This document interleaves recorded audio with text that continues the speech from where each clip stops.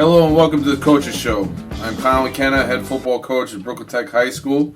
The Coaches Show is brought to you by the Brooklyn Tech High School Parents Football Club, providing support for the Brooklyn Tech varsity and JV football teams for over 38 years. The Coaches Show podcast is a part of the Roll Tech TV network and Brooklyn Tech Athletics media platform. The Roll Tech TV network will be featuring Brooklyn Tech Athletics and show how Brooklyn Tech is helping to build the new downtown Brooklyn, Metro Tech, and Fort Greene area into a thriving sports hub.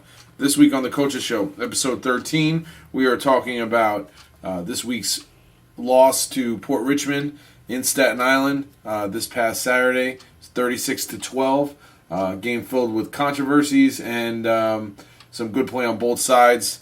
However, Brooklyn Tech was a loser in that game, and we look to bounce back this week against DeWitt Clinton High School at home. The first of a two-game homestand this week versus DeWitt Clinton on Saturday, and then the following Sunday, October 4th, for the Adam J. Cirillo Classic versus Wagner High School.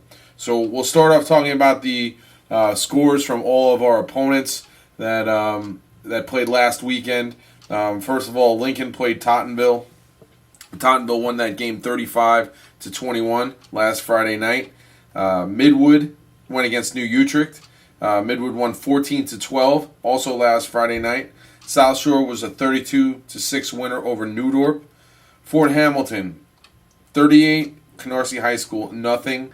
That was Canarsee's home opener. Flushing High School got back into the winning column with a 35-0 win over Jefferson. Wagner High School scored 30 points against Boys and Girls High School to win 30-0.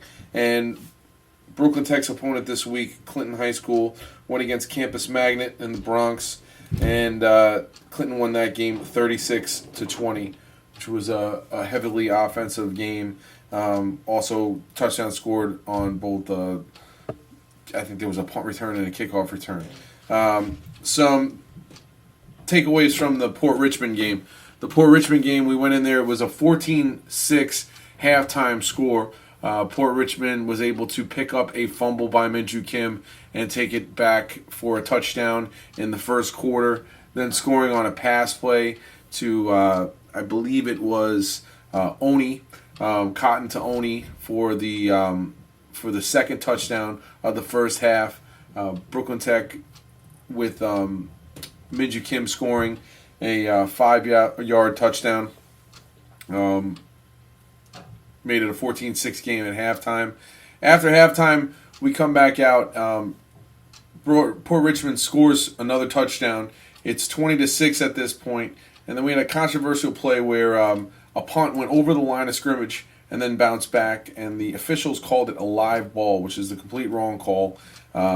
We argued about that call at midfield, and the officials decided to give the ball back, 1st and 10, to Port Richmond, which kind of changed the momentum of the game.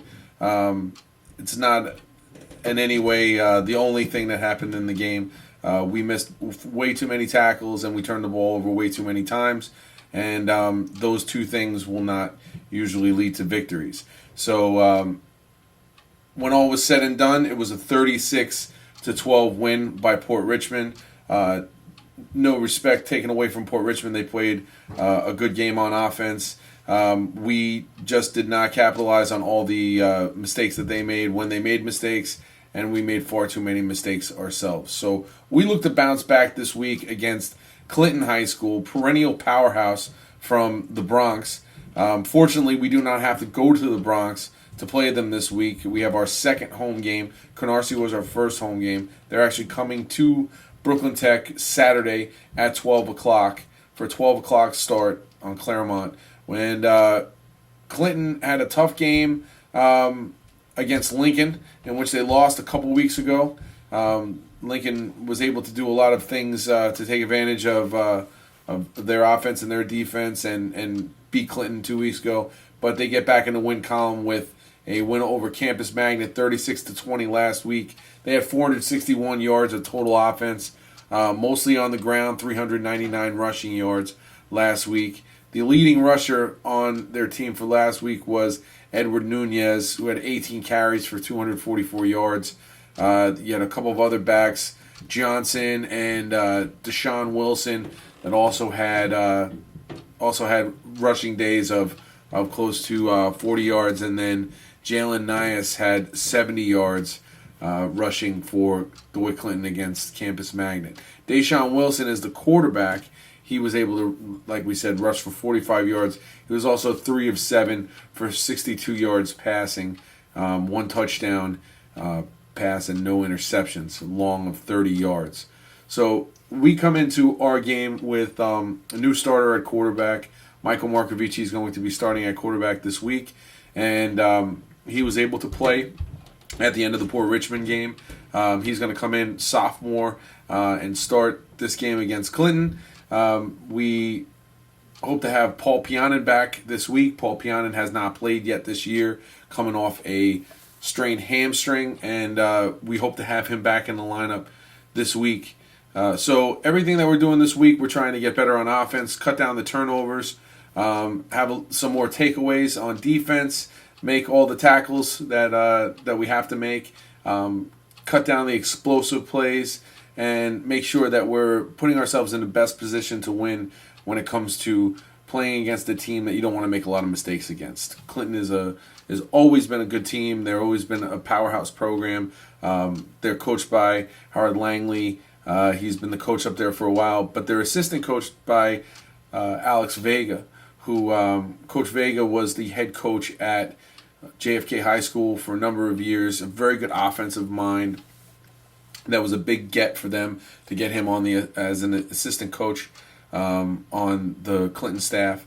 I've heard they have some new coaches over there too. They're running more of a spread system on offense, whereas they used to be more of a veer team before. They were running more of a spread look on offense with a 3-3 stack on defense and mixing in some 4-man fronts as well. So we're going to do everything we can to try to counteract what they're doing on offense and what they're doing on defense. And come on down and see the game. It is 12 o'clock start at the Charles Wang Field on Claremont between Atlantic and Fulton.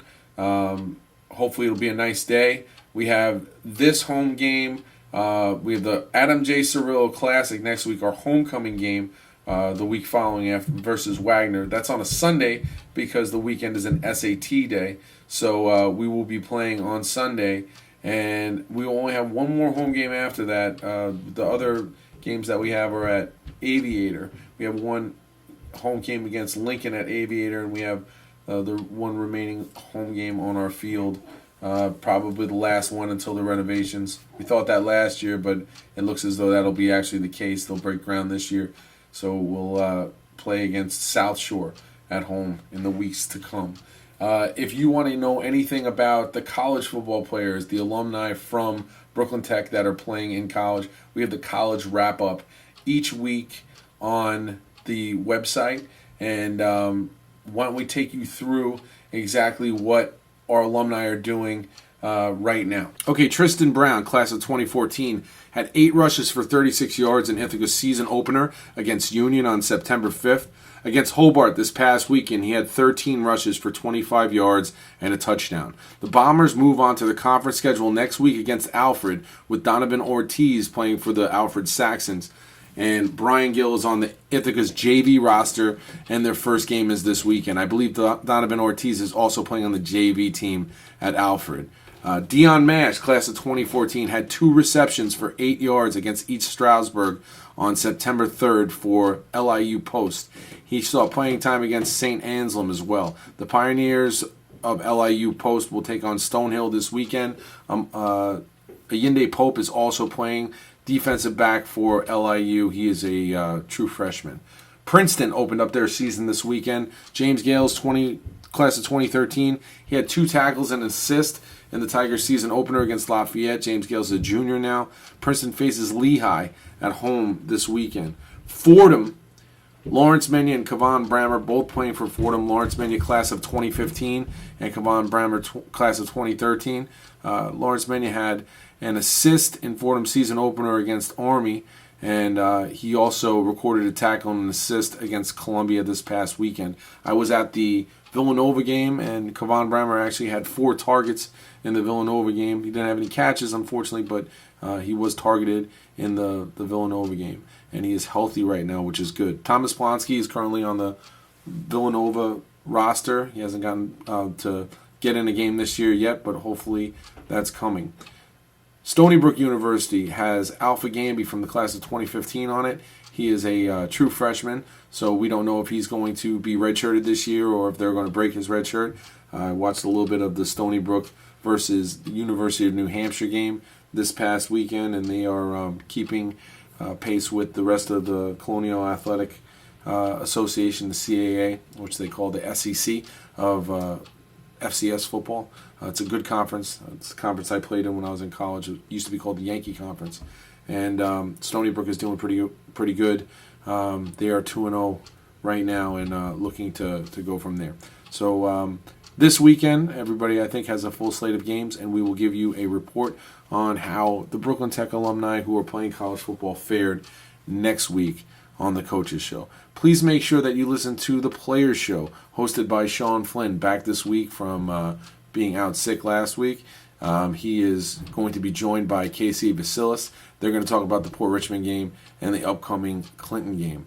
Make sure that you visit Baker's Dozen Bagels in Greenpoint and in Kew Gardens. The Baker's Dozen is the breakfast sponsor for Brooklyn Tech football, providing bagels each Saturday for game day, and they've been doing so for 3 years. So Jay, Brian over at Baker's Dozen Bagels, thank you, and please support them anytime that you get a chance. We will talk to you next week on the Coaches Show when we preview our Adam J. Cirillo Classic versus Wagner and tell you about the results of this week's home game versus Clinton. You're listening to the Coaches Show on Roll Tech TV. Thank you. Take care. Bye-bye.